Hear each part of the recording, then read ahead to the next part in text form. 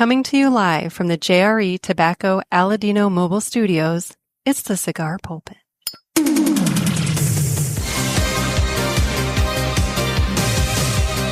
Hello, everybody, and welcome to another sermon from the Cigar Pulpit. I'm the Bishop of the Burn, Nick, and today, well, we're hitting the phone lines again. I have a number of your calls banked up, and so why not? Let's do some Ask the Pulpit.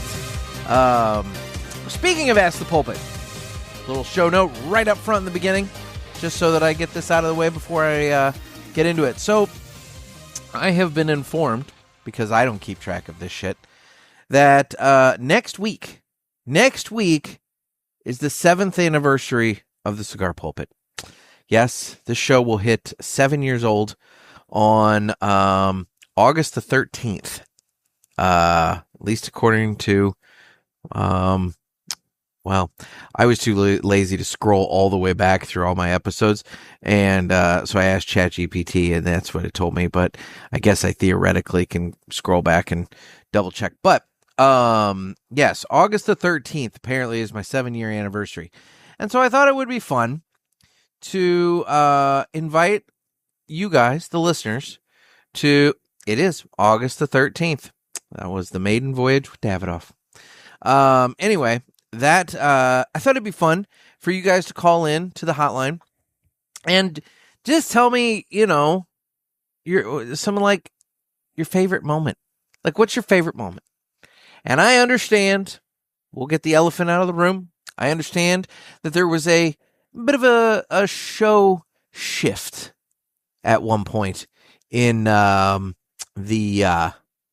history of this show. That the format, if you will, the voice of this show changed at one point. And while I may not have much to say, your favorite moment is your favorite moment. So I don't mind, if it doesn't have to be in the Cigar Pulpit 2.0 era, if you are following what I'm saying. And if this is all you've ever known is me by myself or maybe with a friend, then, hey, don't worry about it. Don't worry about what I'm saying. But if you've been with me from the start, you're picking up what I'm putting down. So anyway, but yeah, call the hotline. Area code 863-874-0000. That's 863-874-0000. Or tofu pie with no E, 0000. And just call in and, let me know how long you've been listening and maybe what one of your favorite moments. Something that you've liked and appreciated from the 7 years. I think it'd be fun, and it'd be good for my ego. But I think it'd be fun to do that, And if nothing else, for new people, it would be maybe kind of cool because they can hear some of the goofy shit that we've done over the last 7 years to where, they could dig back and find the episode and listen to it themselves and maybe expose them to that. I don't know. Be fun. Something to think about. Anyway, but today we're taking your calls about happenings today. So, time to fire up a cigar. And tonight, I haven't had a cigar yet today. I went looking in the humidor, and I'm like, all right, it's going to be an Ask the Pulpit. Not really going to, I'll be talking, but it'll be, call specific. What do I want to smoke? And I saw this, and it's just for whatever reason, I was like, you know what? How do I put this without it sounding offensive? Sometimes when you're hungry, the best thing that you can do, and I don't mean best in terms of healthiness, but I just mean for convenience and everything else. Sometimes the best thing you can do is just McDonald's. Because, by God, you know what you're going to get. It may not be the best thing ever, but you know what you're going to get. And it's maybe not perfect every single time you order it, but it's in the ballpark. The consistency is there. And so for me, I saw this and I was like, you know what? McDonald's. And so I went with it. And so today, and again, no disrespect to, the folks that put this out or anything like that. I'm looking at this as like, You're a workhorse. You're consistent. You're what I was looking for at this moment in time. Look, you're not going to blow my socks off and make me, just gush about it. But at the same time, I'm going to have a good experience and I'm going to enjoy it. And so today, I am going to be smoking the Romeo y Julieta 1875 Nicaragua Toro. It's a 6x50 Toro. It's a Nicaraguan Puro. It is manufactured in the Plasencia factory. And according to the description I found online, it is medium-bodied, complex, and balanced, delivering a toasty core with hints of spice and natural sweetness. So that's what we've got going on tonight, is the Romeo y Julieta 1875 Nicaragua Toro. So it's time to cut the cigar, and the official cutting is brought to you by 2guyscigars.com. That's the number 2guyscigars.com. Two Guys have been around for over 40 years, and they are the trusted name in the cigar industry. Everybody knows Two Guys, but if you don't, please give them a try. You won't be sorry. Family owned and operated, 2guyscigars.com does the very best to provide a great selection, fair prices, and excellent customer service. So head on over to 2guyscigars.com for your next cigar purchase. Tell them that the Cigar Pulpit sent you. And remember, that's the number 2guyscigars.com. And with that, it's time to go ahead and cut the cigar. All right. I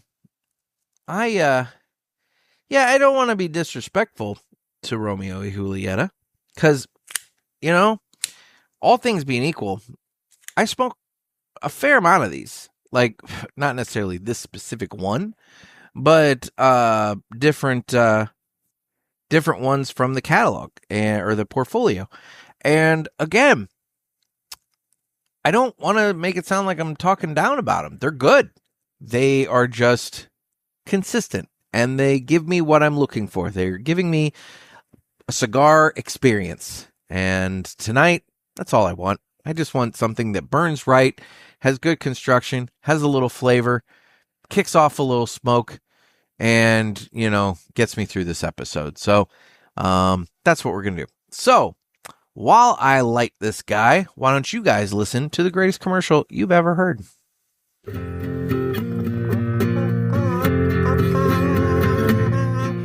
Some say cigars are all the same. It's just not true. It's you I have to blame. Well, I don't know, 'cause what I know, there is a cigar called Aladino Corojo. Aladino Corojo. Aladino Corojo. They say authentic, so we're not confused, while the others say it's a word that's just abused. I guess that's so. They can't compete. At least I'm sure Aladino can't be beat. Corojo. Aladino Corojo. Aladino Corojo. Aladino Cigars uses authentic Corojo tobacco from JRE Tobacco. This is the greatest commercial you ever heard. Yeah. Told you guys it was the greatest commercial you've ever heard. All right. Well, enough jibber jabber. Time to get into your jibber jabber with a little Ask the Pulpit. Shall we play a game? You talking to me? I have a question for you. You gotta ask me nicely. Ask me about my winner. You got a question? You ask the 8-ball. Come on, sucker. Let's get it on. Let's get it on indeed. Again, you can call the hotline at area code 863-874-0000. That's 863-874-0000. And normally, under normal circumstances, I would tell you call in with just whatever's on your mind, comments, questions, concerns, whatever. But right now, I'm specifically requesting that pretty much as soon as you hear this, I would appreciate if you gave me a call with your favorite memory over the last 7 years of the Cigar Pulpit. Because, yeah, that episode, even though the anniversary is the 13th, I would very much like to have that out on the 14th, Friday the 14th. And I don't know when I'm recording that, but I'll tell you what. I am going to go ahead and say that all calls for that Ask the Pulpit, the anniversary Ask the Pulpit. Well, not if you want it on that show, you got to have it in by end of day Wednesday, August 12th. Got to call me by end of day Wednesday, August 12th to have it in the show that day on Friday the 14th. Feel free to call me after Friday the 14th with your, we can keep the anniversary train rolling. I mean, it's 7 years. I'll be honest, the reason 7 years is kind of a random one for me to do celebrating. I normally forget. Normally, this is bumping right up on Pulpit Fest time, and I normally forget. But this year, since we pushed Pulpit Fest back to the beginning of October, now I'm looking at what can I do for shows, and suddenly it dawns on me, holy shit, that's my anniversary time. So, for what it's worth, that's why I don't normally celebrate the show anniversary, because I normally can't remember it. Hence asking ChatGPT when my show started. But anyway, if you want it on the 12th, call me by Wednesday, end of day Wednesday, or if you want it on the 14th, call me by end of day on the 12th. Otherwise, just call whenever and tell me what your favorite thing's been. All right. First call here. Here we go. What's up, Nick? It's Paul from Texas. What up, Paul? Listening to one of your episodes, and you were talking about taking a nap while watching a soccer game. I do love naps. So that's a good topic, and I want to get your thoughts on it because I'm 38. So it's been a while since I've been taking naps.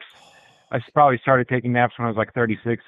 And I have this thing where I can go down and it's exactly 15 minutes, right? So in the middle of the afternoon, just when I'm starting to feel a little tired, I can take a quick 15-minute nap. I don't need an alarm clock or anything. I just know it's going to be exactly 15 minutes. I feel so much better. It's like the equivalent of plugging your phone in and just getting a quick 30% charge or something like that. Just tops you out for the rest of the day. And then, I was worried, like, am I just getting too old or something? What's going on? And I read about how beneficial it is for you, that there is a sweet spot. It's about 15, 30 minutes. If you sleep any longer than that, then it's detrimental. But there's a sweet spot and extends your life, helps your brain out and all that stuff. So I want to know your nap strategy. Do you get in bed? Do you just sleep on the couch, sitting up, laying down? You got to have music on. What's the strategy? How often do you do it? Do you enjoy it? Let me know. Talk to you later. All right, Paul. Naps are a big deal. You're right. You're dead on right. Naps are so physically and physiologically and mentally important for us. And we don't respect the nap in this country like we should. Other countries, they respect the nap. We respect the nap in preschool. Why is it that when we're in preschool, we get nap time? But for some reason, as soon as we start kindergarten and moving on up, then all of a sudden, naps. You're done with naps. Now you got to be up for like 14, 15 straight hours, and everything. It's ridiculous. It's absolutely ridiculous. It's not healthy. So, nap strategy. For me, when the urge for a nap hits, it tends to be in the afternoon. It's that time that everybody gets it. It's that 2 to 3 p.m. kind of time frame. Now, that's not all the time. I guess it does depend on how busy I was the day before. Am I just overly tired? There is a difference between overly tired and needing a nap. Because if you're overly tired, you can just crash. And that happened to me the other week. I crashed and I laid down. In this case, I laid down in bed at like 4 o'clock, and it was like 8 o'clock at night that I actually got back up and was up for a couple hours. And then I went straight back to bed and went to sleep. I wasn't sick. I was just really in desperate need of sleep. So there is a difference between that and needing a nap. But when I need a nap, dude, no, I don't go to bed. Bed is not an ideal place for me to nap. Bed is where I go to sleep. If I'm going to nap, the couch. My couch is good for a nap. That's if I want to settle in and actually really like lay down. But you mentioned getting older and being an old man, I respect the nap, and I have gotten to the point now that I can nap sitting up in a chair. I have a chair in my living room that feels like it should have had an ottoman with it, but for whatever reason it doesn't have an ottoman with it, and so it's a high back, kind of just a living room chair. I've taken so many naps in that thing. The only problem there, I wake up and my neck's usually like bent and crooked and in pain.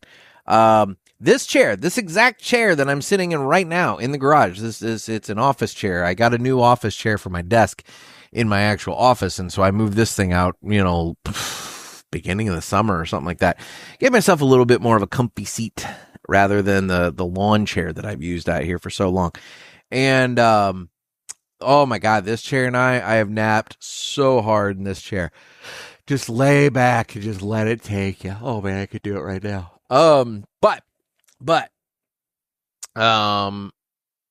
That's happened a lot during soccer too, because I'll be sitting out here watching the football on the TV in the garage, and I like the game a lot.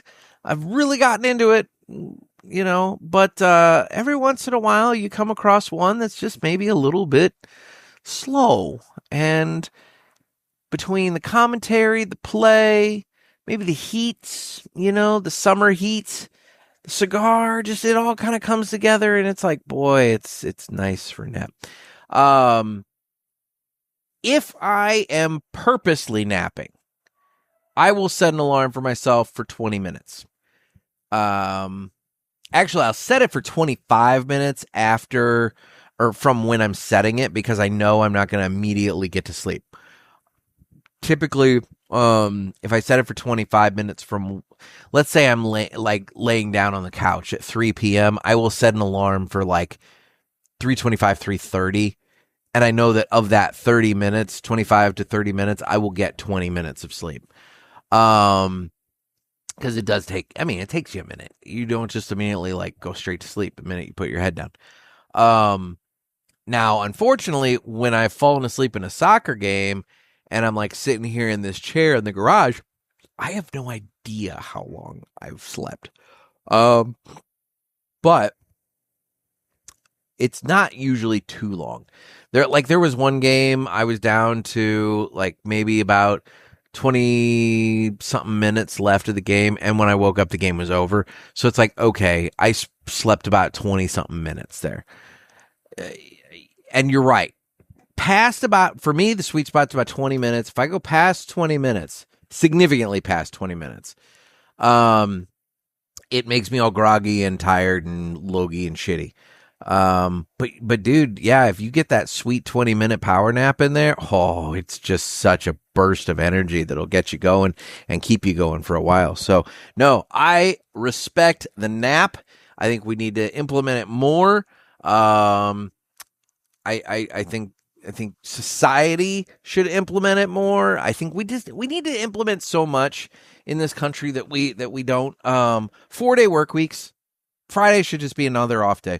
Saturday, Sunday, we already called it the weekend. Friday's the weekend. Let's just call it as it is. 4-day work weeks, and nap time. I'm good with all that. We work way too hard.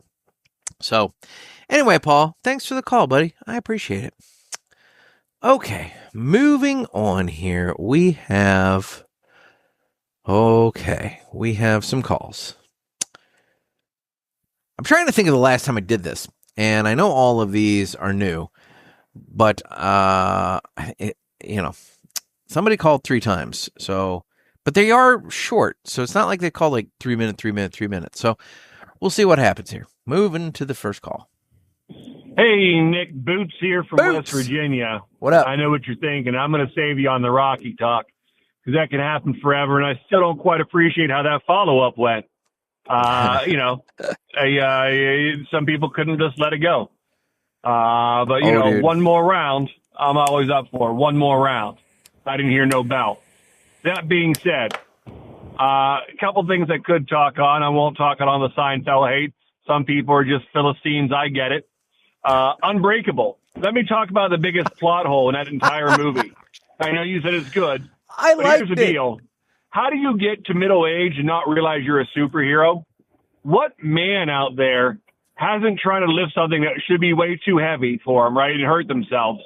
Now, when you do that and nothing's ever too heavy for you and you can just go out there and just lift 300 pounds without ever touching a weight, that's a little strange, and you're going to find out well before middle age you can do that.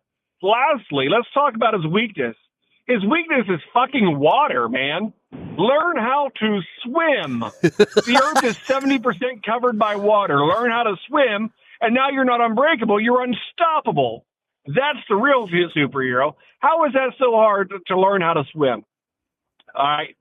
Again, way too far-fetched for me because of those, not because he's a superhero. I was like, that's all right, the problem. Lastly, and I say lastly, I'm still not done with the episode, but you were talking to Tyler. Congratulations, Tyler, on your promotion. But you asked Tyler what he produced, and anytime someone talks about what they produce, there's something that comes to mind real quick, and it's that I don't want to sell anything, buy anything, or process anything as a career. I don't want to sell anything bought or process or buy anything. Uh-oh. Dude, your phone cut out. And it's the end of the voicemail. So, okay. So we lost him on the end of that, but he did call right back. So, we'll do that. But here, before we get into that, I'm going to address the unbreakable thing for a moment. Dude, lots of people can't swim. You can't hold that against Bruce Willis.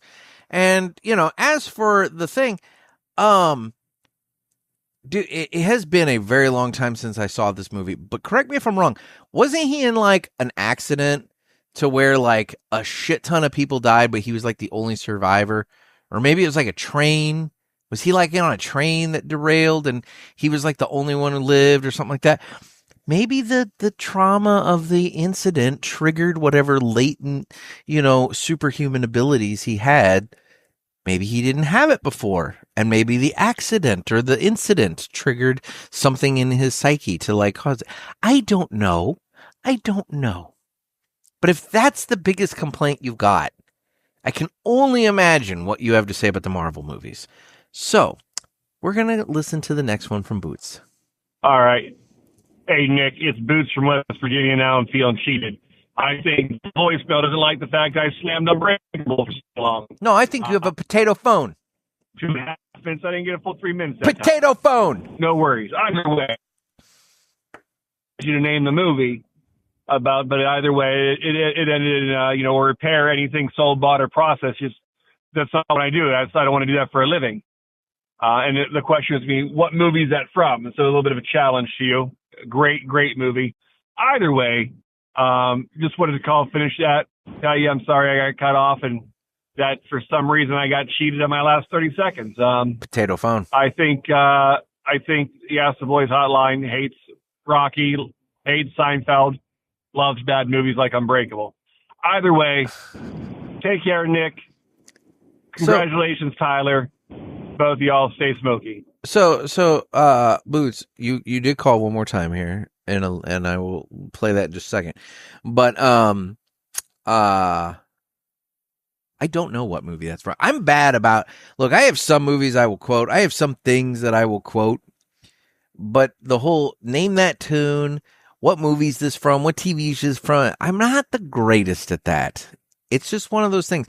And some people that can just rattle off clips from movies and TV shows like on a dime, I don't know. I just don't have that.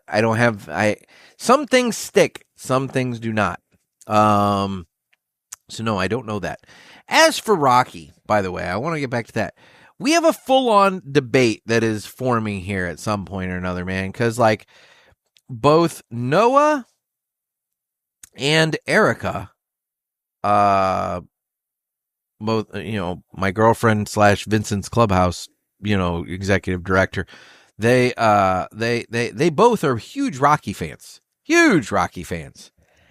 And they both really want to debate this whole like Rocky situation with you.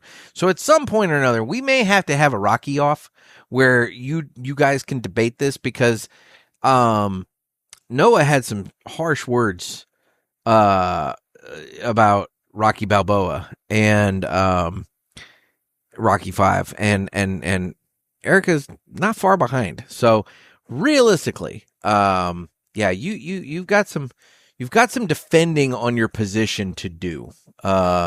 Is all I'm saying. So at some point we need to coordinate a debate. We could do it by Zoom, something like that. It could be a whole thing. But I think at some point we need to have the Rocky off. So anyway, he called one more time. Hey, Nick, it's Boots from West Virginia here, and I know what you're thinking, this guy again. But I can promise you nobody's more tired of hearing my own voice than me. But fact of the matter is, it's, about 11:20 at night, and I'm still not home yet from work. That sucks. So, long day, and I figure who else am I going to talk to but you. My voicemail. Either way, I'm finishing up this episode, and I just learned that your middle name is James.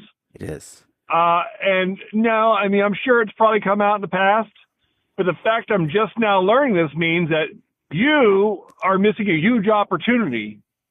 The fact that every 5 seconds you're not saying, it's Nick James, bitch, or it's Nick James, bitches, why is that not your sign-on or your log-on or your sign-off, whatever it is, right? You could be incorporating that into everything. Everything. It's Nick James, bitches. Right. Chappelle paved the way for you. All you got to do is capitalize on it. You know, just it's valid. Saying. And I'm sure, there might have been a time where you used that a lot and you probably let it die down. And I'm guaranteed when that episode came out, you probably got some good use out of it. That doesn't mean you got to stop. Bring it back. Use it again. You're just missing a huge opportunity. Either way, I can promise you I am done for tonight. I'm going to leave you alone. All the other parishioners don't have to hear me anymore. Again, apologize for as much as I have called in. But I'll wait for the next episode. Potato phone. It's Nick James, bitches. Stay smoky. But then you came in right at the end with that. So, first of all, don't ever apologize for calling. If you're calling and actually contributing good content, I don't care. I could take calls from somebody. I could take multiple calls from people if they're bringing something fun to the table. It's when you're calling and I'm just getting like, hi, how you doing? And that kind of thing. Then it's like, okay, give me something to work with here. But that was good. I'm going to sit here, hand to God. I'm going to tell you, even during the height of popularity of the Chappelle Show, when that Rick James related bit was going around, at no point did it ever occur to me to say, I'm Nick James, bitch. It never once crossed my mind. I mean, sure, there may have been plenty of times that I stood on somebody's couch and was like, fuck your couch, and whatever. But it was doing the bit. I never once considered Nick James. You have totally introduced a whole new concept to me here. And I'm just sitting here thinking like, I'm Nick James, bitch. Bitches. It's fun. It never clicked. Boots, I'll give you credit for that. That was a new one to me. I never knew. So, yes. Yes. I appreciate the call because you've just introduced a whole new thing to me. And there we go. All right. Got another call here. What's happening, Nick? What up? Mark, Central Alabama. What up, Mark? Hey, I was just listening to the Ask the Pulpit show and got to call in, man, because, Boots got me going here. Oh. Talk Rocky. To say that Rocky 3 is the worst. Come on, man. Are you kidding? Thank you. He gets back to reality, Apollo training him in L.A., all of that stuff. Got to take it. No way, man. And you had me cracking up when you said it was like comparing it to The Godfather 3. Got to love it. So anyhow, really enjoying the shows, man. Can't wait till Pulpit Fest. So stay smoky, fellas. Dude, see y'all. I can't wait for Pulpit Fest either. And I appreciate the call. And yes, you know what? Rocky 3 is not a bad movie. Look, is it as good as Rocky 1? No. But Rocky 3 is not the worst Rocky ever. I'm sorry. Rocky 5 is infinitely worse than Rocky 3. Rocky Balboa was not a good movie. So, come on. Even everybody's getting in on this. I love that. People are getting in on the Rocky stuff. Okay. Another call here. Hi. Hi. I'm a newer fan of cigars. Okay. Honestly, been getting into it over the last month. Cool. And been learning a lot, watching YouTubes, listening to the podcasts. Really, I'm all in. I love it. I'm trying cigars. I'm trying to figure out what I like. That's great. Still new to it. Anyways, driving home. It's about 10:20 on a Thursday night, and listening to one of your call-in podcasts. And a guy from Grass Valley calls in and has a cigar lounge. I live in Nevada City part-time, which is like right next to Grass Valley. Oh, shit. They're basically one big city. And I just went to the Phoenix cigar store. That's it. For the first time today. This is like just a small world. Anyways, I want to get in touch with James so that I can figure out where this cigar lounge is and smoke cigars and meet people who know about cigars so I can continue learning. So I don't know how we're going to do that. Maybe you can give me a call back. I could give you my number. I just don't want it on the air. Maybe you can edit it. Oh, God. So I'm going to give you my number now. Oh, Lord. Okay. All right. Flag it. Okay. Okay. Thanks for the call. For future reference to everybody, not just to this caller, to everybody, the app that I use does have the phone number. So you don't have to leave your number. I have your number. Unfortunately, caller, I don't have your name. But that's okay. Because the answer that I will have for you here is you said you went to the Phoenix cigar lounge. That's James's place. That's the one that he's in charge of. So, yeah, you just need to go back there and hit up James because he's the man. So, he's there. So, James, I know you're listening to this. Just, I'll pass your number, or I will pass. Oh Lord, how do I do this? Yes, I will pass this number on to James because I'm sure James has called at least once this month, and so I have his number. So then, you guys can coordinate. But yeah, dude, if you've been to the Phoenix Cigar club or lounge, or I'm trying to remember the exact name of it. Hang on, maybe I can Google it. Grass Valley, CA. The Phoenix Humidor? Boy, that looks like a little. Maybe that's. I don't know if that's it or not. Beyond the Humidor travels to the Phoenix Lounge in Grass Valley. That's with Jeff and James. So that's okay. So yeah. So yeah, man. Caller, it's if you've been to the Phoenix, you've been to James's place. So I will figure out a way to pass your number on.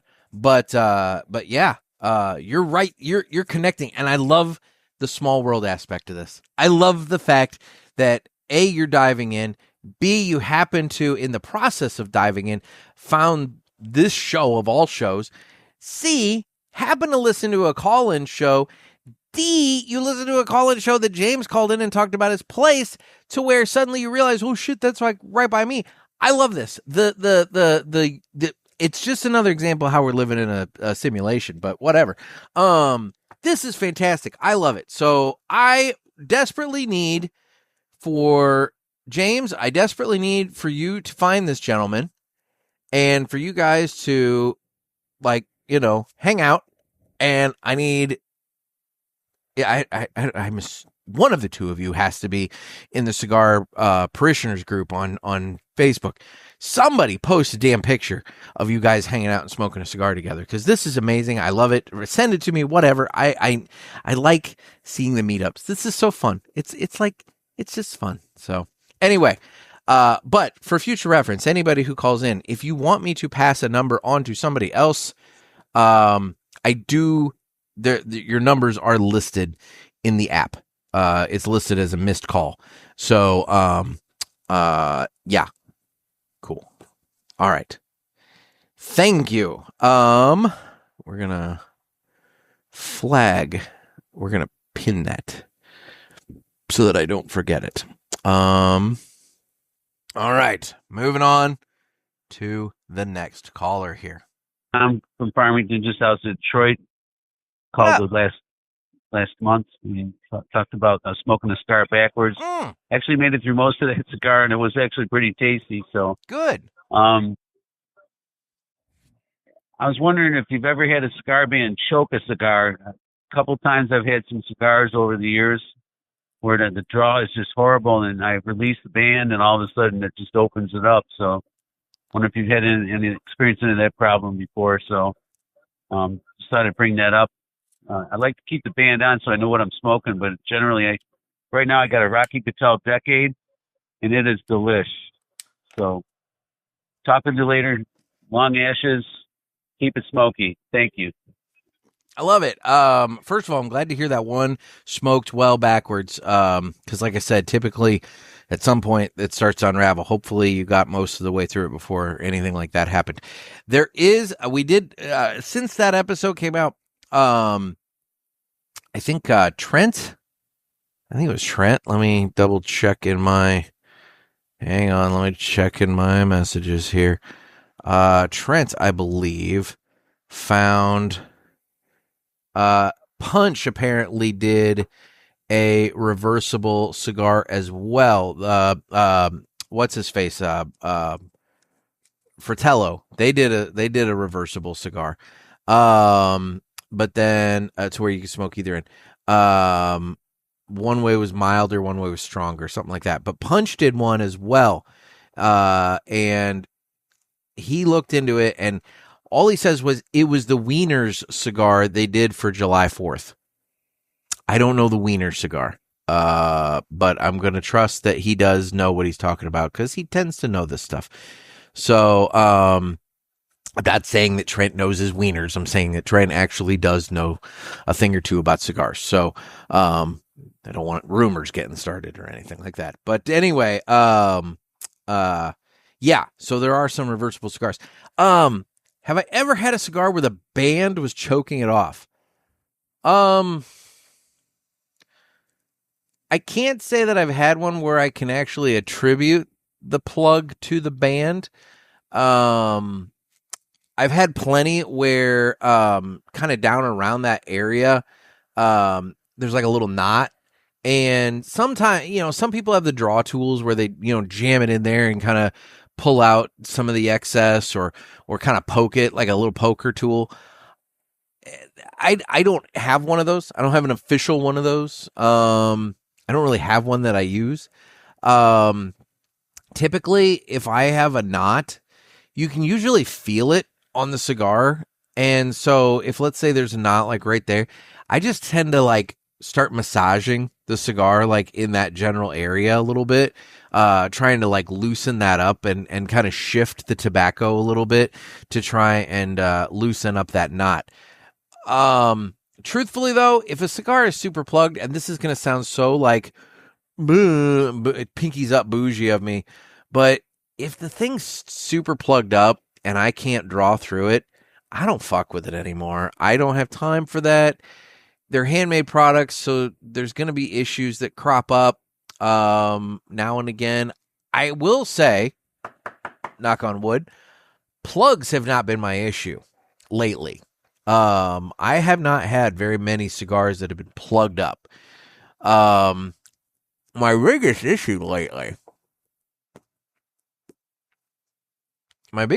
lately, and I've started tracking it on my little cigar list that I keep for the year, has been tobacco voids, where I'll be smoking something and all of a sudden like a chunk of the filler just like disappears and you have a tunnel going straight down your cigar, and at that point the draw goes to shit, and you can try and draw on that cigar all you want, but all you're pulling is a shit ton of air through, and the wrapper and binder aren't burning. The filler is burning super hot because you keep drawing through it, and it's not whatever. So like, yeah, I've had a lot of that lately, and I don't know what to. And I will say, I've been kind of making some notes throughout the year, but like I've started officially tracking it on my list.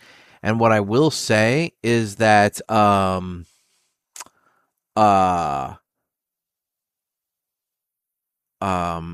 it's not one brand. It's across the board. I can literally right now sit here and tell you 5 different brands on 5 different cigars that I've had this happen. And, so I don't know what is causing it. The only thing that I can think of, and I'm not naming brands, so I'm not going to say, whatever. So hopefully nobody gets mad about this, but, I'm wondering if people are starting to cheap out on filler tobacco a little bit. Man, I'm wondering if maybe for whatever reason, be it pricing, be it availability, whatever it happens to be, I'm wondering if they're starting to say, hey, one less leaf in the bunch isn't going to hurt anything. And maybe 9 times out of 10 it doesn't, but sometimes it does. And because that's the way, when you're burning this thing, when you hit one of these voids, that's the way it looks, is that somebody screwed up bunching the cigar and there's a leaf missing from the bunch or from the filler. So I'm just kind of putting it out there. I'm wondering what's going on, because if it were one brand, I'd be like, all right, they got some rollers that are problematic. But it's 5 different brands. They don't use the same factory, so it's not even like this is a common factory situation. This is across the board here. There's some issues, and unfortunately, this has happened on a couple of. I'll say high dollar cigars. In my opinion, anything above $20 is high dollar. So this has happened on a couple of high dollar cigars that I've smoked this year, and so it sucks, and I don't like that. So for what it's worth, that's the issue I keep having, man. But I can't say as I've ever had a band choke out a cigar. I'm with you. I like to hang on to the band on the cigar for as long as I can. For a couple different reasons, not the least of which is it reminds me of what I'm smoking, but also, if you take it off too early, sometimes a little bit of that pectin glue that they use to seal it might get on the wrapper. It might cause a wrapper tear. Whereas if you get it close, it gets warm enough that it pops a little easier. So anyway, that's just me. All right. You called back. Hey, Nick, it's Tom from Farmington again. Just thought I'm about a little more than a half hour into my Rocky Fidel decade, which is just awesome. It's smoking great. That's a good cigar. It's one that doesn't get years a lot ago, of play. I called in, and Jeff was still on the show, and I called in and talked about not saving your cigars. Everyone always wants to save these cigars. And I said, smoke them and enjoy them. And you guys thought it was a little bit of a dark thing when I said that. But seriously, enjoy what you got. Don't sit there and save that one cigar. I'm going to smoke it, because you just never know. So just enjoy that cigar and sit out and have a good time. Stay smoky. Tom Mitchell out. So, Tom, you bring up a valid point, and I've talked about it on the show too, and I agree with you fully. And I actually had something happen this week that has had me thinking that a lot about that.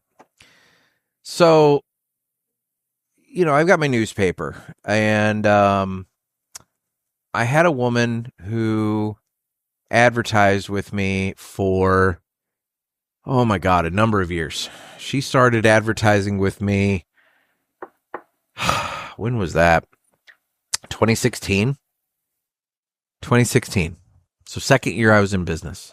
She started advertising with me. She stopped this year. She stopped at the end of April of this year. She went right around 10 years advertising every week with me. Super consistent. She was a financial planner, and she went 10 years advertising, and the reason she stopped this year is because she retired. She was 70. and she was ready to retire. And her husband had passed handful of years back. He probably passed, oh God, maybe 5 or 6 years ago, quite frankly. And she was ready to just kind of enjoy life. She was ready to go and travel. She was big into dancing. I know she was doing some stuff with like a little local dance troupe. They would do shows and shit. She had plans. And randomly, I got an email from one of the funeral homes this week with an obit to run in the paper that'll run in Wednesday's edition. And it was Debbie, my advertiser. She passed away suddenly on July 29th. And that stopped me dead in my tracks when I saw that, because the last issue of the paper that her ad was in was the April 29th edition. So we're literally talking 3 months. She got 3 months to enjoy life as a retired person.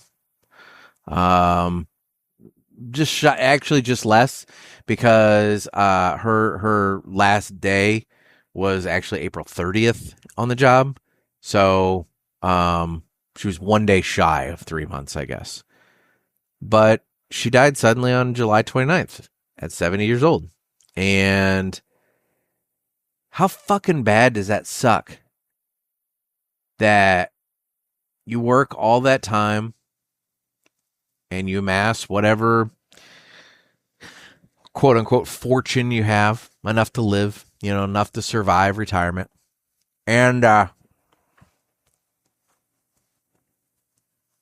you have all these plans. You have all these plans for travel and to dance and do all this stuff. And 3 months after you're done, you drop dead. And that's the end of it. So that's been fucking with me for the last couple of days. And I don't like that. I don't like that one bit. And I've been processing that. And I feel really bad for her, because she and I, when she canceled her ad, she called me and we had about an hour-long conversation on the phone, just kind of catching up and talking about her retirement plans and everything. And meanwhile, I'm sitting there the whole time going like, how am I going to replace this revenue? While at the same time, also talking to this woman about how excited she was, for this next stage in her life. So how could I, I can't be mad. I'm not mad at her for retiring. It's just selfishly, I'm looking at it saying, I need to replace this revenue. But, 3 months. So yeah, Tom, for what it's worth, you're right.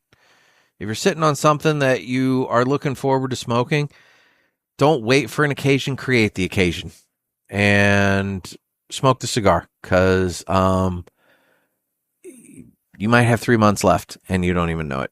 So anyway, on that note, moving on to another call. By the way, thanks for calling, bud. Appreciate it.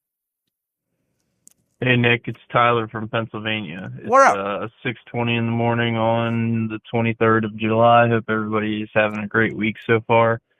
Just wanted to call and give you a little update on what I currently do at work. Hey! So the place that I work at, we make a lot of harness assemblies. So we do assemblies for like the military, Boeing aircraft systems. We do elevator harness assemblies, and we do Johnson Control refrigerator harness assemblies and stuff. And yeah, so we got that going on, and then I'm moving up into quality control, so no more building shit for this guy. But I also wanted to say that you mentioned on the one episode about if I had other friends who are interested in smoking cigars that are around my age. Yeah. I wish I did, unfortunately. Most people that I have around my age are not into cigars, or I'm very much an older soul kind of guy, so they don't really have that kind of vibe. But it's fine. I mean, we still vibe and gel out as friends. But yeah, just wanted to call and give a little update on that. Looking forward to the Zoom Herp on Saturday. So hope everybody has a great week. Stay safe, stay smoky. Later, y'all. Appreciate the call there, Tyler. And that sucks that you don't have any friends about your age that, you guys can do the cigar thing together. I mean, I get it. For a lot of different reasons. But I don't know. Do you do it around them to where they're exposed to it? Do they know? I mean, I assume they know that you're into it, but like, are you actually like, if they come over for a barbecue or something like that, are you doing it around them and they're just like not interested, or are they never really put near it to encounter it to then want to try it? That kind of thing. I don't know. Maybe it's a situation where maybe somebody might be potentially interested, but like an invite might be, I don't know. I'm assuming you've had conversations with them about it.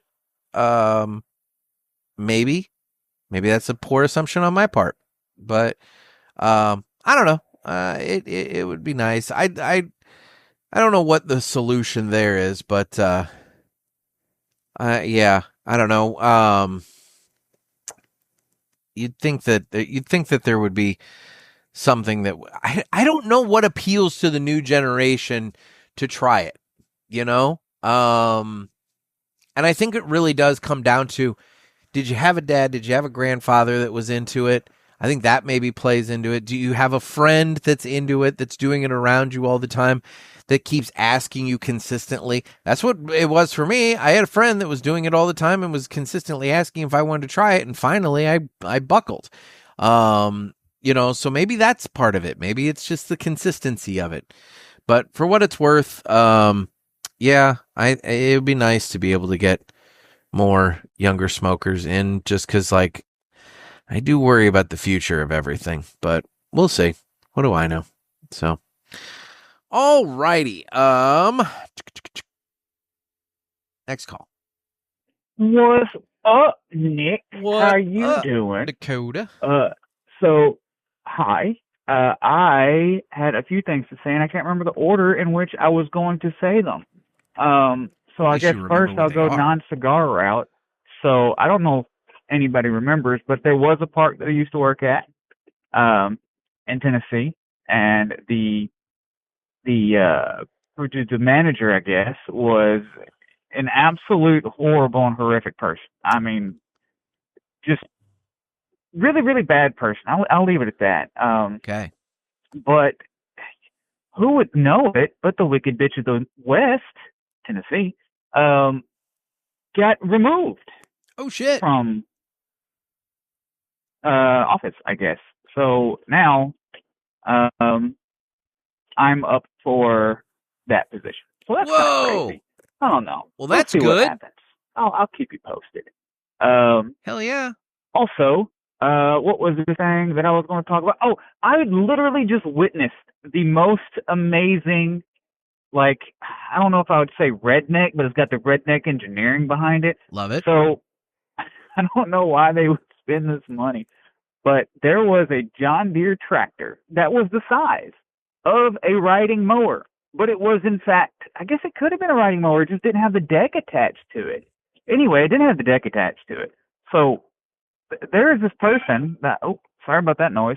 There was this person that was driving. Is that a Sasquatch call? This deckless John Deere mower, and pulling behind this mower was a ratchet-strapped push mower, and that's how she was mowing her, I don't know, probably good 5-acre property that she was mowing. I mean, it was hilarious. She Maybe made a rider. I'm way more amused by that than anybody else is, but just, it was a deckless riding mower that was pulling behind, attached via ratchet straps, a mower, like a push mower. And that's how they were mowing their yard anyway. So they were mowing. Wild call, but I only got about 20 seconds. I was listening to Cigar Authority, and they kept, I just caught this, but they're saying that they're banned from purchasing the tobacco, but they're not banned in that area from smoking the tobacco, which maybe that's a little too far at the moment.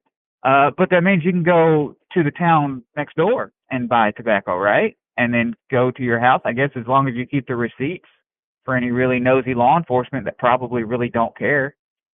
I was just curious. How's that going? What's your... You hit the 3 minutes. All right, you call back, so we'll finish that. We'll finish your thought. Yeah, I guess I didn't do my verbal warm up, so it was hard to get some of that stuff out. But yes, so the generational tobacco ban. It also says generational tobacco ban, and obviously not the generational nicotine ban. So therefore, the Zens and all the other Zen-like things that are just straight up nicotine, no tobacco, I guess that would be allowed, right?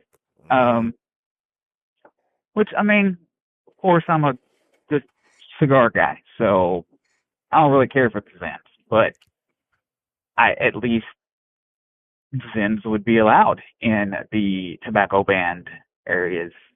I don't know. I'm thinking. But I was curious about, it's like fireworks. If you can't buy fireworks in your town, you just go buy fireworks in a town, one over. But instead of fireworks, it's tobacco. Anyway, all right, peace. No, that's exactly it, man. I mean,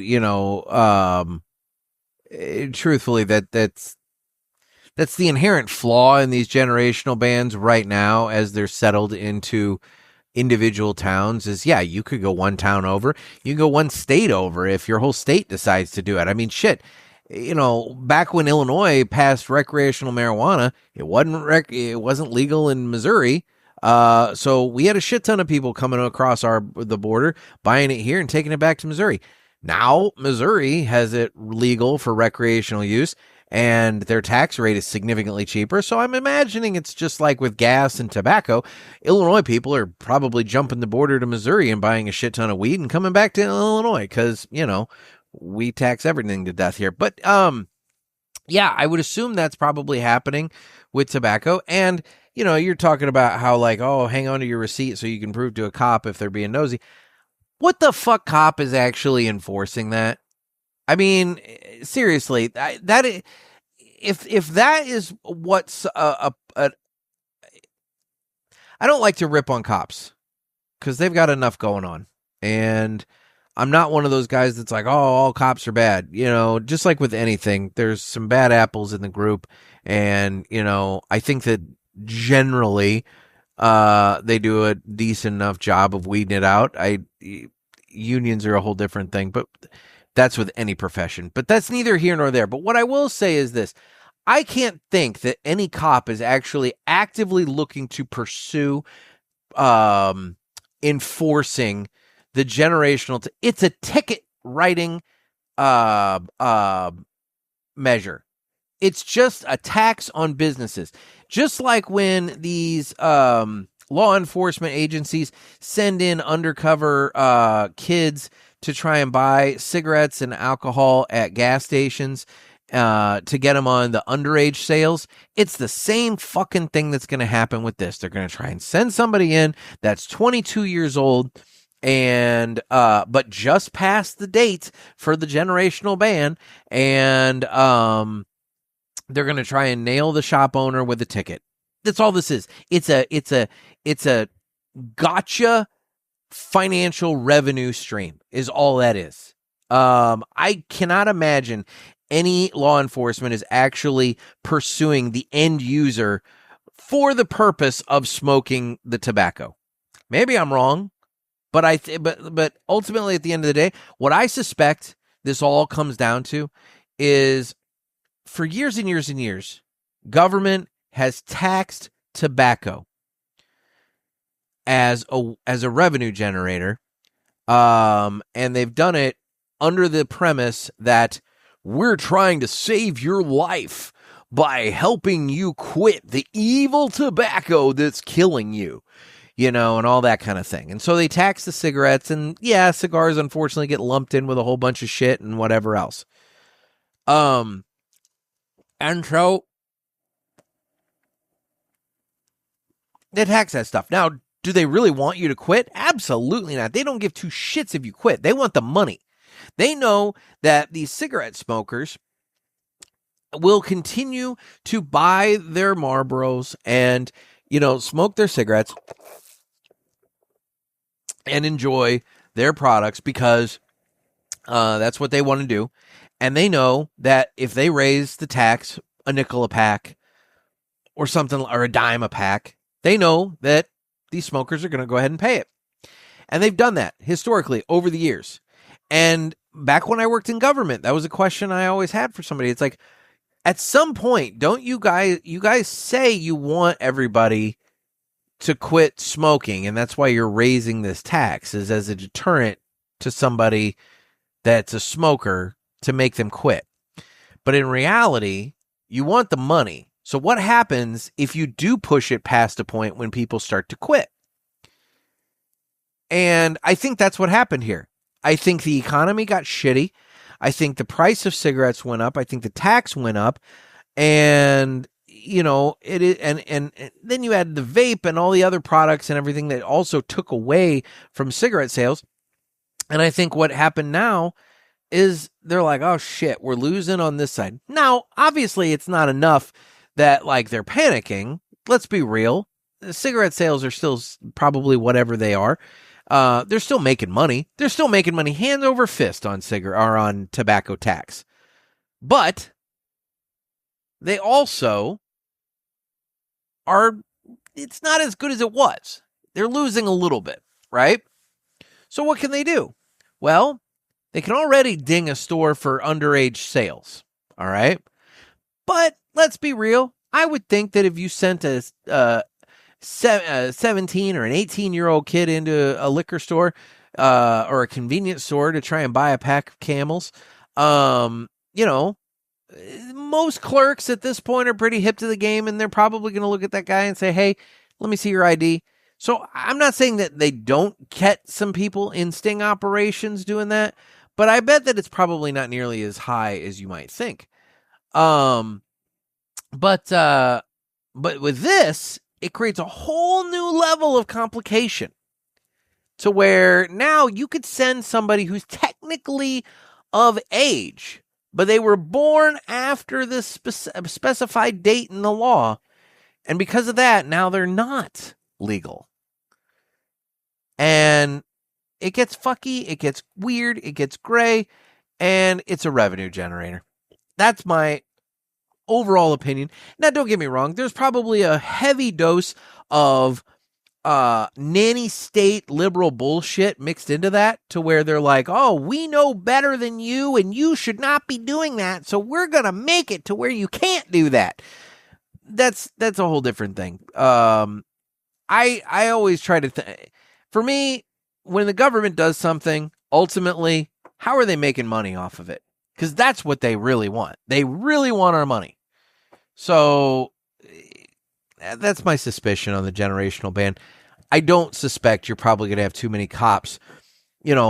Let's say you're smoking a cigar in your car while you're driving down the street, and technically you're not old, you're old enough, but you're not old enough to have that because, oh my God, generational ban. I don't think a cop's going to pull you over and be like, can I see your ID? Are you old enough to have that cigar? Will they ticket you for that if, let's say, they pull you over for speeding in the process and they can nail you for two different things? They might. But are they going to do it on that one specific? It's kind of like a seatbelt, but are they going to get you on that one specific thing? Probably not. So as for how it applies to like Zins and all these other things, I truly don't know. I haven't dug into it to know that. And I hope that my, super nanny state doesn't decide to go down that road. Truthfully, I am thinking that at some point Illinois might consider it because whatever California does, we do 5 years later. And it seems like whatever Massachusetts does, California does like a couple years later. So it's that domino effect. So I could see it happening here. I'll say that realistically, we always have Florida, guys. Florida will always be our safe haven. At least as long as it's federally legal. And as long as it's federally legal, Florida will be our safe haven. If we get to the point that it's federally generational ban, well, I don't know what to tell you at that point, except I hope you're all old enough. But, yeah, I hate this shit. So, anyway, looks like you called back, buddy, a couple days later. What's up, Nick? What up, Dakota? This is Dakota. So you put out the Ranger call again. What's the point of mosquitoes? Well, do you really want to know, or do you just want to hate on them for life? Oh, I hate them. It's okay. I'm always going to hate them. And I know their use and usefulness for the world. Tell me their use. I know they suck. And literally, I know it's a joke that's been told literally since the discovery of mosquitoes, but they're horrible and I hate them. However, what mosquitoes actually do is they pollinate. They consume far more nectar as a species than they do blood. So imagine that. Shows you how much nectar, because holy cow, how much blood do they freaking suck. Anyway, of course, we all know the males don't take the blood at all. Just the females do. They need the proteins and the iron in the blood to supply to their babies, which I don't care. I hope none of your babies make it. Anyway, also, not all mosquitoes suck blood.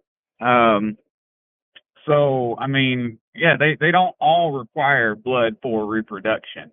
There's some species, I think there's one called the elephant mosquito. I need to look it up. But I think there's one called the elephant mosquito that never consumes blood at all, relies completely on plant nectar and sap throughout their entire adult lives. In fact, there's some species of mosquitoes that are weird in that they don't. So for their first batch of babies, they don't consume blood because there's energy stored in them at the larval stage that they're able to pass on to their future babies. Well, after that first batch of babies, now they need more stuff. So then they start consuming blood. They suck. They all need to go away. I mean, look, how important. I don't have the numbers on how much they actually pollinate, right? Because we all know how bees pollinate. They touch the flower, the pollen gets stuck on the fuzzy. What's it called? The hairy legs of the bees. Yeah. And then they pass them on to other flowers by literally incidental touch. Mosquito, how much pollen can a mosquito move? I understand that, yes, they have larger quantities, but what is there, 1 or 2 specks of pollen hanging on those little bitty baby-ass mosquitoes? Valid. Anyway, point is, they have a use. I still don't like them, but there's that answer. Screw mosquitoes. Yeah, I don't care if they're a pollinator or not. Fuck mosquitoes. I'm just, yeah, I don't know. I don't know. I'm sitting here now petrified at the thought of a thing called the elephant mosquito, because that implies to me that there's some giant fucking mosquito, because why would it be called an elephant mosquito if it was a tiny little thing? I would imagine it'd be some giant thing. Now there's another bug that looks like a mosquito. It's pretty big. I've always been told it's called a mosquito eater and that it eats the mosquitoes. I don't know. But I don't mess with them. They're fairly big. They're not insignificant, but they look like a giant ass mosquito.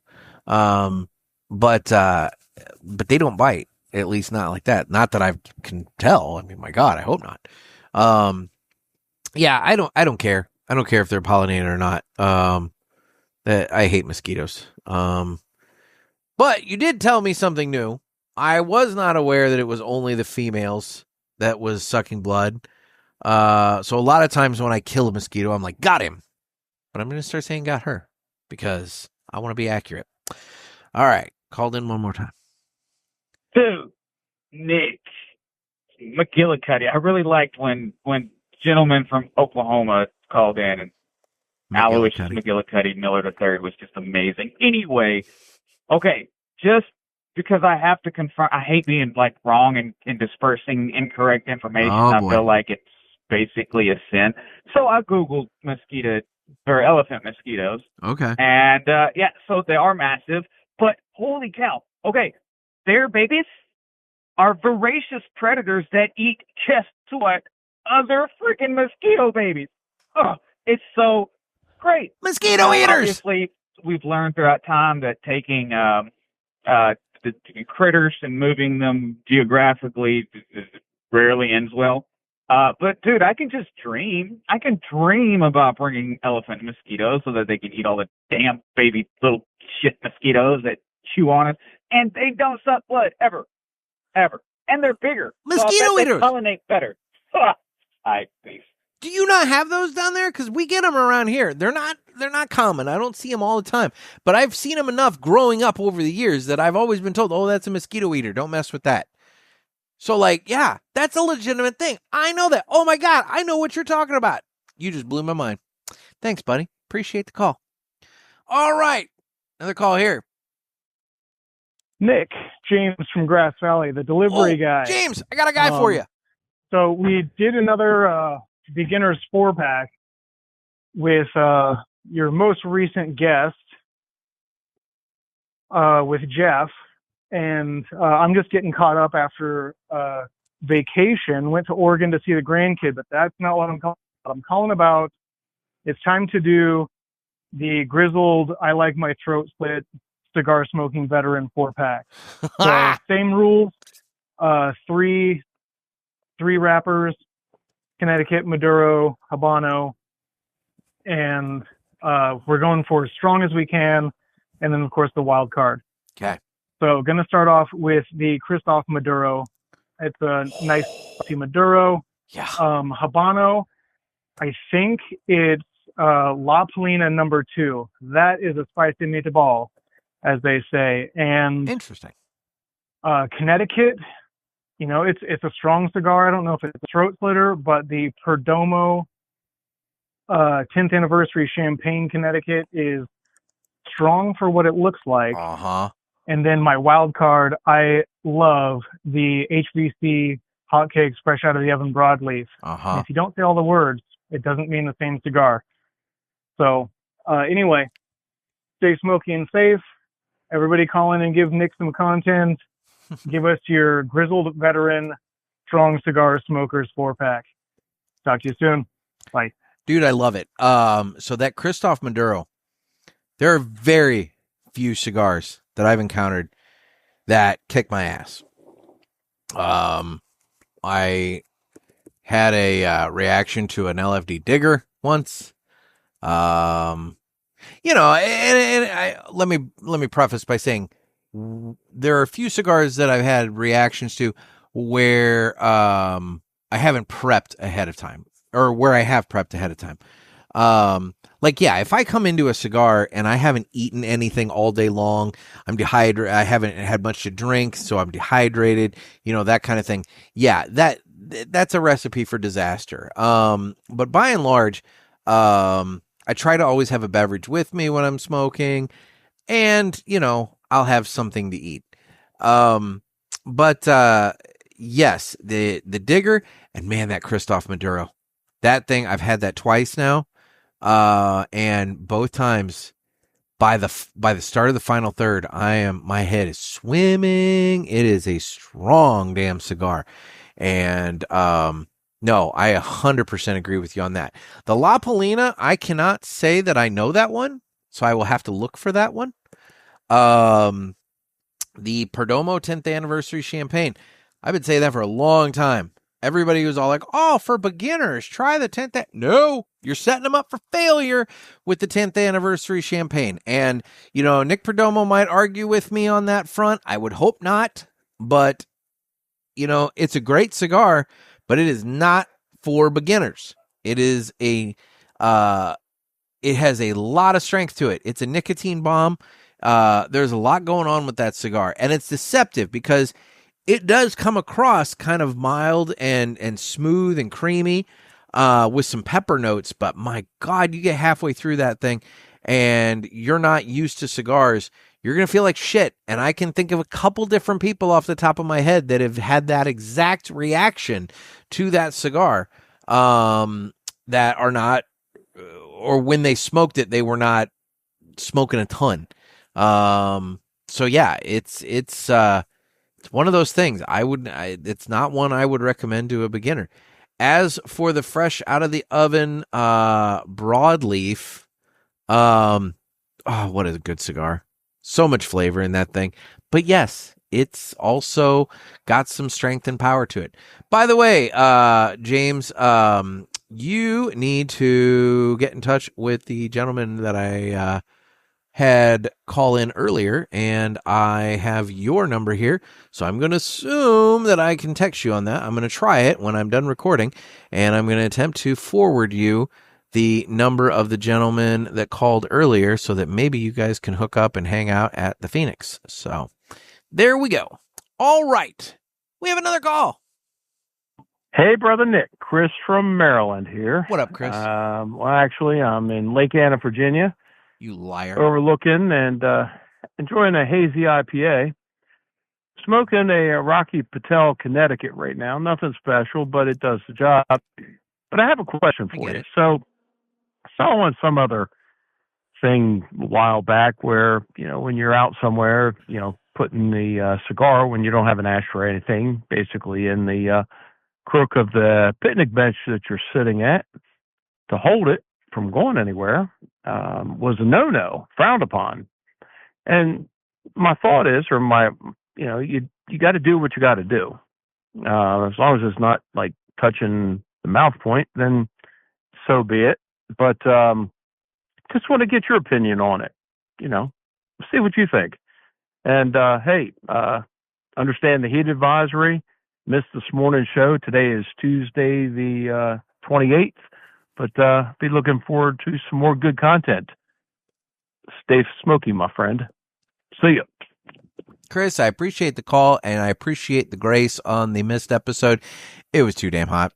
I just could not. I mean, you'd have seen me passing out about half. Well, no, you wouldn't have, because that episode wouldn't have come out. But I would have passed out about halfway through trying to do it, because it was so hot out here. I went like 3 days without having a cigar. It was insane. So I'm trying to wrap my head around your question. So you're saying that if you do not have an ashtray and you want to set your cigar down, you're talking about the crook of the picnic bench that you're sitting on to hold it from going anywhere is a no-no. So are you talking like let's say it's a wooden bench and you've got the slats that make up the seat and you've got that little gap in between the slat. You're talking about setting the cigar inside that gap? Is that what you're talking about? I'm just trying to wrap my hand. Look, bottom line, if I don't have an ashtray, I don't set down my cigar. I just don't. I hold my cigar. I would say that, I mean, that's just me. But yeah, I probably wouldn't set it down if I didn't have somewhere good to set it down at. Now, this goes back to a previous show where I talked about cigar gear and, necessary tools, the important tools. I have a cigar prop that if you're watching on YouTube, you can see it's metal, it's heavy, Smoking Cat approved. He makes it. So, look up Smoking Cat approved on Instagram, and you can get one of your own if you'd like. But it's good. Not ideal for travel in terms of like putting it in your pocket because it's heavy, as you know, and it's going to weigh down your pocket. But they do make these, like, I guess they're balsa wood or some sort of like thin wood, and it's like, it's two pieces of wood with like a little cut in the middle, and it creates an X, and you can use that as a cigar prop. Dude, if you can get one of those, theoretically, I don't know if you want to slip it in your wallet, but like, just keep that in your car. And then that way, if you're if you go to like a park and you don't have an ashtray, at the very least, you can bring your cigar prop from your car to where you can set cigar in that, and then that way it's not going anywhere and it's not on the bench itself. Again, I just hang on to it, but that's just me. So anyway, I hope that answered the question. So, there you go. All right, man. Thank you so much. On to the next caller here. We only have, I think, maybe a couple more calls here, guys. Hey, Cigar Pulpit world. Noah here. What up, Noah? I got one for you here. $100 million cash, or you can live the next 40 years without aging in any way. Your health will maintain the same, and physically you won't age at all for 40 years, or $100 million cash payout. What would you choose? Look forward to your answer. Oh, shit. So, basically what you're asking is, would I extend I'm assuming that we're talking extension. Would I extend my life, put the pause on aging for 40 years, and then after those 40 years are up, then I begin aging again? I assume your health will maintain the same and physically. So does that mean that, like, I can't get, like, thinner or in shape during those 40 years? I have to stay exactly as I am right now? Well, all right. I'm getting picky with that. So would I take 40 or more years on my life, or $100,000, $100 million? Boy, that's hard, because, as a previous caller pointed out, we don't know how much time we have. So this would at least get me 40 years. At least I assume it would get me 40 years. I mean, I guess theoretically I could die within those 40 years. But yeah, I don't know the answer to that, man. And under normal circumstances, I would just immediately go straight to the cash. But without getting too terribly, like, super in-depth and deep at, this time of night as I'm recording this, I've talked about my son and his challenges, and I'm not entirely sure what life looks like for him as an adult in terms of, like, living on his own, or what the deal is. And so if he is not able to live on his own, he's got to live with somebody. And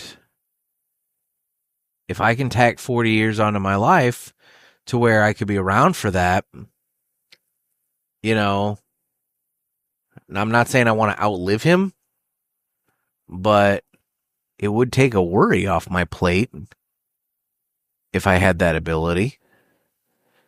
But then again, with $100 million, I can make sure that kid is set up forever and ever. But I'm trusting somebody else with him at that point. So I don't know. I'm probably going to say the money, but I won't lie. The time is extraordinarily tempting. That's a very hard question. Yeah, it's a very, very hard question. So, all right. Thanks for thanks for that, Noah. So anyway, good to hear from you. All right. We have another call here. Hey, Nick, Dave from Northern Illinois. Hey, Dave. Just want to thank you. I jumped on the Earth last weekend. Yeah. My wife was one drinking the martinis in the background. Yeah, the guys for that. I just joined myself. I hope I can do it again. Thanks again, and stay smoky. Talk to you soon. Bye. Dave, thanks for coming on and joining us for a little while. It was a good time. And the those key lime martinis that your wife was drinking sounded pretty good. I won't lie. I do like key lime, and it did sound good. And my God, it sounded like you know how to make them too, because she was having a good time in the background there. But no, dude, I appreciate you you join us on the HERF, and I appreciate you calling into the show. All right, one more call, and then we're wrapping up this Ask the Pulpit. Hey, Jerry Pulaski here. I'm sorry to hear about the warm weather you've been having there up there in St. Louisville. Yeah, as it turns out there. Old Jerry Pulaski here has found himself in a pickle, much like yourself there. Unfortunately, mine was a little harder to get out of and to solve than with a fan or air conditioning. As you know, I am a bit of a science buff, as it turns out. And in my spare time, I have been experimenting with microwaves, as it turns out. And I microwaved another microwave and somehow created this alternate dimension, as it turns out. In this dimension, you'd be happy to know there, Nick, you don't do lemonade reviews, as it turns out, but you review iced tea. Oh. And you are bald with freckles. Oh, anywho, no. If you could help me get out of this portal, that'd be great. Well, I don't want to be bald.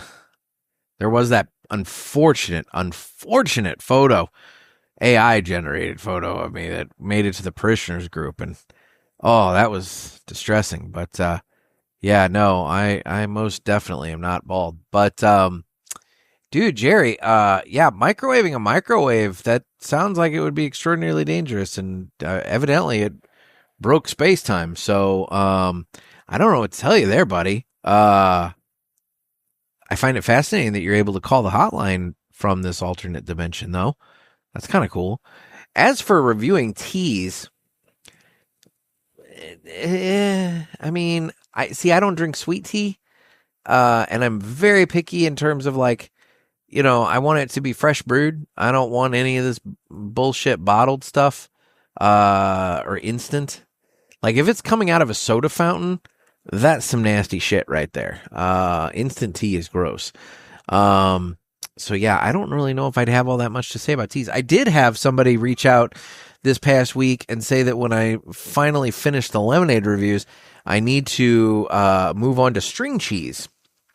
I do enjoy string cheese. I don't know if I have enough insight to be able to say much in terms of the quality of string cheese, but I do enjoy string cheese. So there is that. But yeah.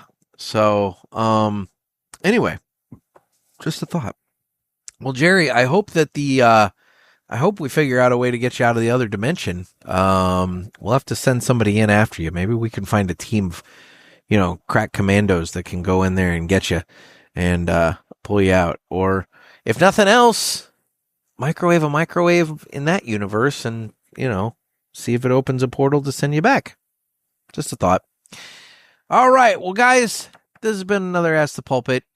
Give me a call on the hotline, area code 863-874-0000. All righty. Well, let's move on and do this now. It's time for the Villiger Cigars Entertainment Report. Brought to you by Villiger. Villiger Cigars, one of the leading cigar and cigarello manufacturers in the world, founded in 1888 and still family-owned and operated. Head over to VilligerCigars.com and check the store locator to find a shop near you that carries them.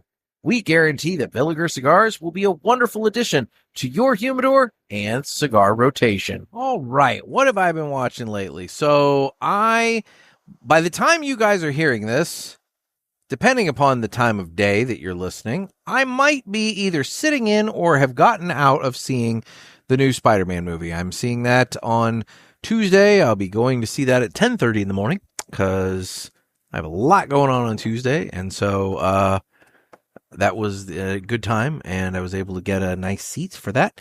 So yeah, so I'll have that for the next time. But in terms of what I'm seeing or what I've seen lately, so obviously I had Max this weekend again. This was my last full long weekend for the summer with Max. So he starts school back up on August the 13th. It's a Thursday. And so during the summer, I have him on Mondays and Thursdays. And so what's kind of been happening on my weekends is, I'll get him Thursday morning and just keep him all the way until Monday, late afternoon. So I get pretty much 5 solid days with the kid, which has been great. But, it obviously eats into time for other stuff, which whatever. So I haven't really been watching a whole lot, and partially because of that. But this past weekend was the last full one of those. So the next regular weekend I would have him would be the 14th, 15th, and 16th. And since he starts school on the 13th, he'll go to school that Thursday, and I will just pick him up from school on Friday the 14th. And on Monday the 18th? No, 17th. Monday the 17th, I will just take him to school, and that will be the conclusion of our weekend. We'll be back into the school year model. And so, anyway, for what it's worth, there's that. So, in terms of what I watched this weekend, I've tried my best. I really have. But this child, there are forces that are greater than me that are doing their level best to indoctrinate him into the cult of the mouse. And so there's been a lot of Mickey Mouse Clubhouse being watched this weekend. A lot of mosquitos. I don't know how many of you are familiar with the Mickey Mouse Clubhouse show, but Mickey, he has this little robot friend named Toodles. And at the beginning of the episode, when they're getting ready to start their adventure, Toodles will come out and he will be preloaded with 4 mosquitools. And over the course of the episode, they will need some item to help them do some task. And so they will call Toodles and they'll say, "Hey, Toodles," and Toodles will come and then they, go over the different tools that they have available. And, it's kind of a "Hey, kids, help us pick out which mosquitool you think we'll need," that kind of thing. And, so over the course of these episodes, I hear a lot about the mosquitools. And then there's 3 that and there's always the mystery mosquitool.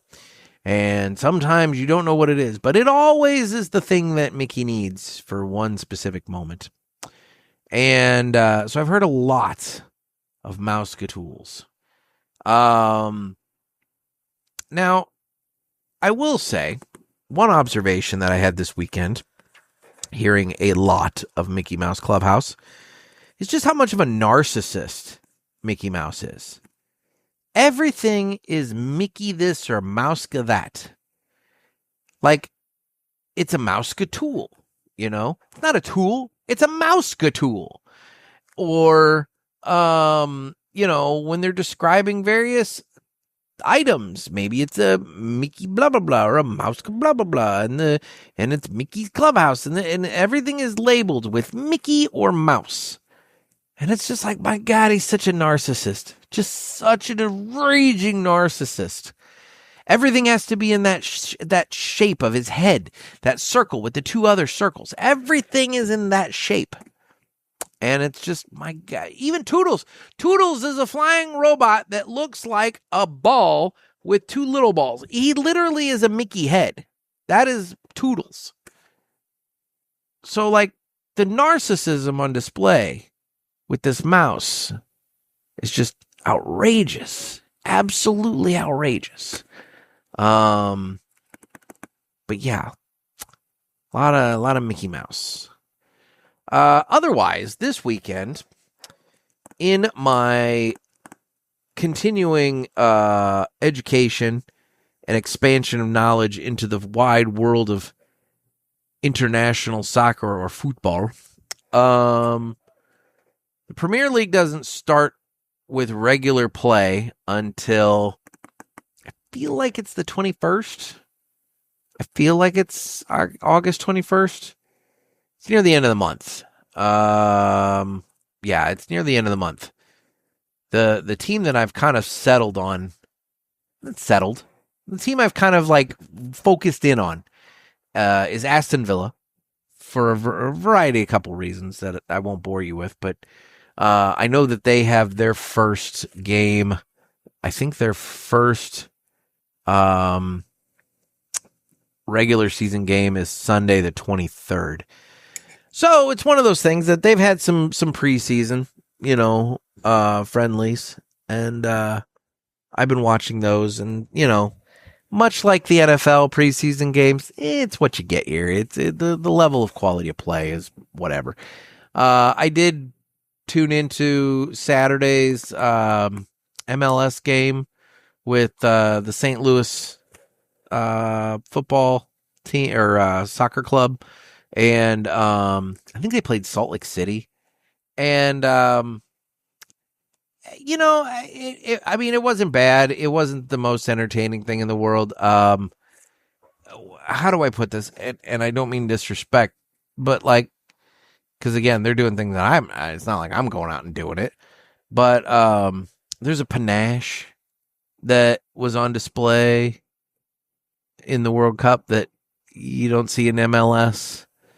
There's a quality level, it's a little sloppier. I don't want to say amateur, but it's just a little sloppier. So there it was what it was. But the one that I found this weekend that I'm loving, I'm just absolutely loving. So I went digging and I found that Paramount Plus has a shit ton of different soccer leagues available to be watched on their platform. There's a lot of soccer on Paramount Plus, and one of them is the Scottish Premier Football League. So just like England has the Premier League where they have all their different leagues, and then there's La Liga and all these other different, there's multiple leagues all over the place. And so you have all the teams within that league. So Scotland has their own league. It's the exact same as MLS or the Premier League. It's just a Scotland-based one. And so I started watching some of the Scottish Premier League this weekend. And I will say that it was incredibly fun. These Scottish teams, now granted, they're not all Scottish people playing on these teams. There are some, but just like in the Premier League or MLS, you have players from all around the world, coming into these different leagues. And so anyway, I'm watching these and, they're good. And the intensity level that these teams are playing, it's fun. They're kind of crazy. They're kind of all over the place, and I'm loving it. And there was one game in particular. It was on August the 2nd. So that was what? Sunday? I think it was Sunday. Yeah, it was on Sunday morning. And it was on really, it started at 5 minutes to 8 in the morning, my time, which, I slept in. I slept in a little bit, so I missed it. So I went back and I watched it last night after Max went to bed. No particular reason. Well, I can't say that, actually. So there were two games going on Sunday. One was the first one that was on at 5 minutes to 8, and there was a second one that was on a little later, and I tuned into the second one, and in the beginning of the second one, the announcer said something like, well, we thought this was going to be the game of the day until the game that was just on ended, and I think that one definitely took it. So I'm like, oh, okay, something happened in that first game, so I'm going to go back and I'm going to check it out. I didn't, look up score or anything like that. I wanted to be surprised. So after Max went to bed last night, I tuned into St. Johnstone versus Kilmarnock.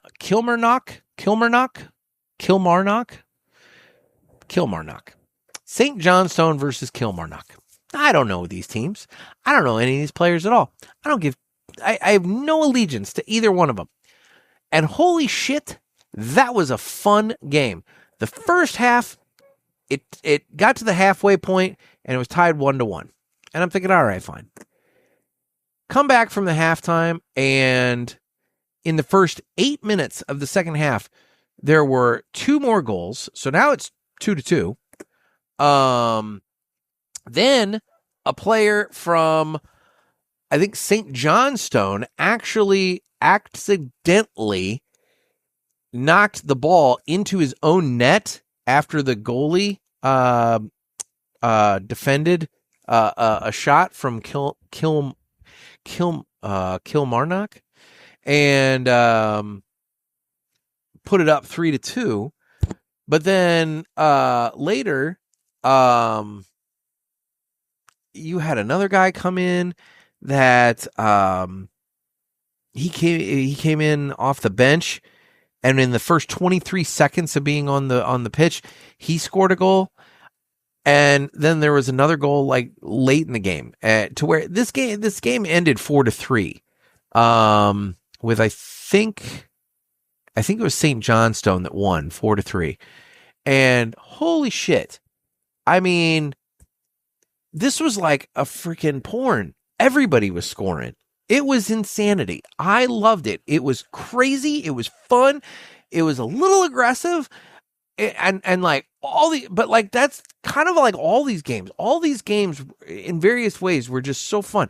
So I am digging. Now look, I don't have any allegiance to any of these teams to where I'm like, okay, this is my team. So I'm just watching them all. I actually have one that happened this morning, Celtic versus Dundee. And I'll be checking that out as I'm editing this, because I missed it this morning, and so that's on my to-do list. But yeah, I've kind of dove now into the Scottish Premier Football League because why not? It's just one more thing. So anyway, that's what I've going on. Erica, by the way, is making fun of me that all I'm talking to you guys about is soccer and wrestling.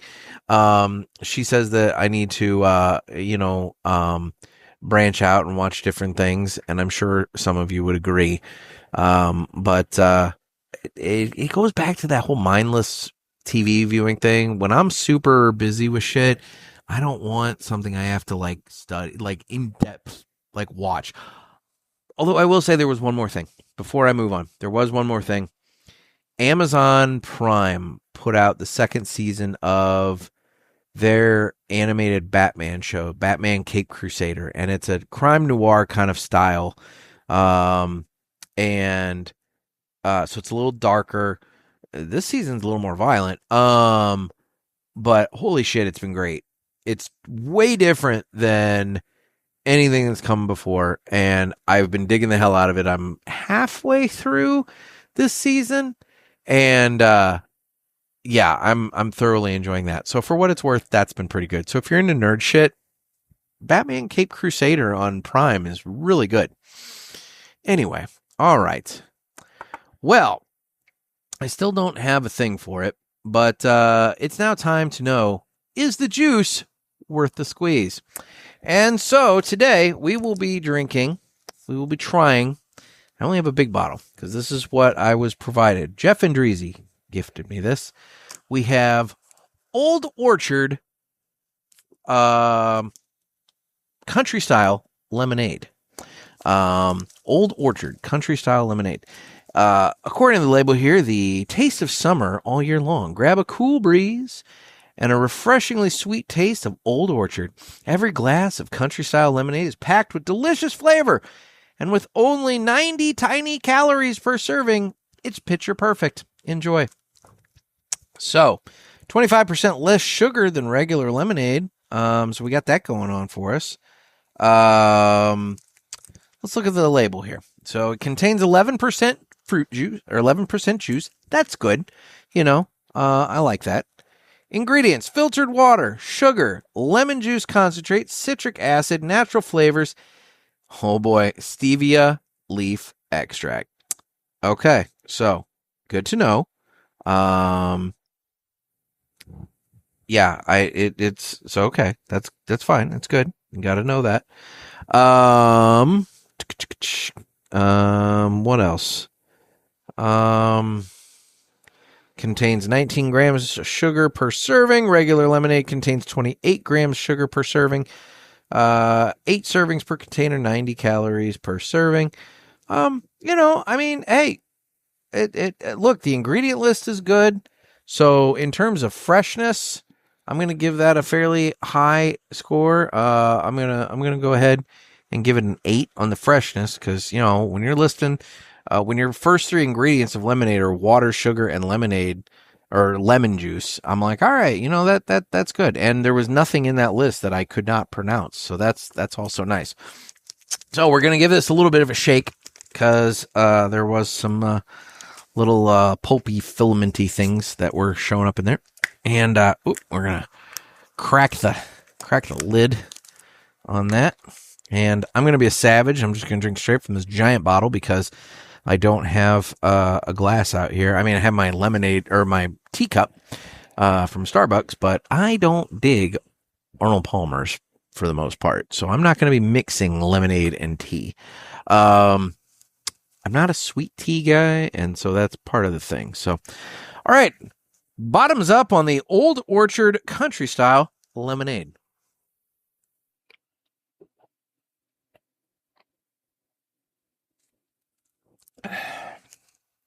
All right. All right, lemon flavor. That's pretty strong. It's got a nice, good lemon flavor to it. So we're going to give it a 9. I'm going to give it a 9 on the lemon flavor. This is lemony. There is no mistaking this for lemonade. If you were gifted this and you were given this blindfold, if you were tasting this blindfold, there is no mistaking that you're drinking lemonade. So, there's that. Sweetness. It's not the sweetest lemonade I've ever had. I'm going to say, but it's not bad. It's just not the sweetest. So I'm going to go, what am I going to go on the sweetness here? I'm going to go with a 6.5 on the sweetness. It's not super so that leads to tartness, and it's not super tart either. It's pretty balanced, truthfully. So I'm going to go with a 5 on the tartness. There's enough that you get that tart kind of thing going on, but the sweetness, it's not like it's like super sugary. It's good. It's a nice balance between sweet and tart. Enjoyment. I'm not going to say it's my favorite lemonade I've ever had, but I'm digging it. I mean, I'm going to drink this bottle, not all at one time, obviously. But I'm going to put it in the fridge. I'm going to save it, and I'm going to parse it out and have future glasses of this lemonade. So, enjoyment, I'm going to go a solid 8 on the enjoyment. I'm digging it. It's good. So, let's take those numbers and add them up. So 9 plus 6.5 plus 5 plus 8 plus 8 equals, divided by 5. That gives the Old Orchard Country Style Lemonade a score of 7.3. So that's that. There we go. The Old Orchard on the lemonade review scale gets a 7.3. We need to add that to the list and make sure we keep track. 7.3. All right, not the best, not the worst. It's right in line. It's right in line with some others. Yeah, I need to go back and do some reviews with some of the past ones. I need to update my list with this new scale that I've got going on here, because that is a thing. So anyway, all right. Well, Jeff, once again, thank you for the lemonade. I do appreciate it, buddy, and I thank the fine folks at Old Orchard for making a delightful drink. So, where are we in my show notes here? All right, guys. Well, upcoming Zoom Herf is on Thursday, August 27th. There may be another one that gets tacked onto the calendar. I will let you know. Like I said, I think in a previous episode, the Thursday ones, a lot of you voted for it when I first initially put up the poll in the parishioners group, but I'm not going to lie, the attendance on the Thursday ones has been the lowest amongst all the days, and so I'm going to do this one for the Thursday crowd to see, what's what, but I'm going to try to tack on either a Friday or Saturday this month as well, because like I said, those tend to get a little bit more engagement, and I'd like that, but on the flip side, this is a very busy month with school starting and all kinds of other crap. So we will see. I will let you know. But you will hear about that update both on the show and also on the socials. So you can follow me on Instagram at the Cigar Pulpit. You can go to Facebook, where we have the Pulpit Parishioners group. I make a lot of updates in the Parishioners group. It's a private group, request access. I will let you in, and then you can start sharing what you're smoking, getting to know everybody, and getting updates from me. I'm on Twitter/X, where I really don't know if I do much of anything on there, quite frankly. The show used to do a auto post on there whenever I posted a new show. I don't even know if it does that now. You can watch the show on Rumble and YouTube, and you can give me a call on the hotline at area code 863-874-0000. That's 863-874-0000. Call me with your anniversary thoughts. Again, I'm going to do a 7th anniversary episode on Friday the 14th. So give me a ring by no later than end of day on Wednesday, August 12th with, when you started listening to the Pulpit, and maybe, one of your favorite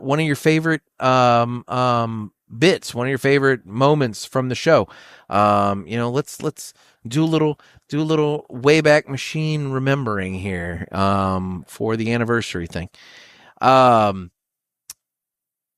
Drive time reviews, they will start back up in September. You can watch those on Wednesdays on Rumble and YouTube, starting at 7 a.m. Central Time on Wednesdays. And then Cigar Chronicle. Yeah, I didn't get one out for July. July got away from me. I'll get one out for August. But you can sign up for that. It's my newsletter.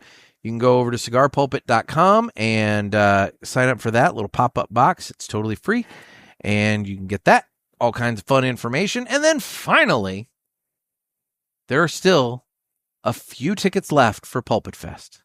So if you are interested in coming down to Palm Coast, Florida, October 1st through the 4th, coming and hanging out, having a good time at the Ash and Ale Lounge with all of us. There's people from all over the place coming to this. It's going to be a great time. Come on down, hang out. You get you can go over to Eventbrite, BRITE, eventbrite.com, and search for Pulpit Fest. You can go to cigarpulpit.com, and the first post on the website is promoting the Pulpit Fest tickets. Click on the little poster there. That takes you to the Eventbrite link. Get in on the fun. It's going to be a good time. There are still a few tickets left. It's easily the best value that you're going to get in the cigar industry in terms of what you get versus what you pay for your ticket. We're down to general admission tickets. It's, $35 and you get $30 of it back as in-store credit at the Ash and Ale. So you're paying $5 plus some taxes and fees to Eventbrite that I can't really do anything about. So by the time it's all said and done, it's maybe right around $10 that you're out of pocket. But you get the credit at the Ash and Ale, and then also you get your goodie bag. So like what you're getting plus the credit, I mean, it's like, guys, it's such a good value and it's a lot of fun. So, yeah, join us at Pulpit Fest. All right. Well, this has been a much longer episode than I thought it was going to be, but you guys had a lot of good calls, and I could have split it up, but it actually has been a minute since I've done an Ask the Pulpit episode, and I figured, you know what, let's go ahead and burn through these. But I also want to clear the deck for that anniversary Ask the Pulpit next Friday. So, guys, blow up the phone line, call me, let me know your thoughts, and we will we'll circle back and talk again. Guys, this has been another sermon from the Cigar Pulpit. I'm Nick. Everybody, stay safe, stay smoky.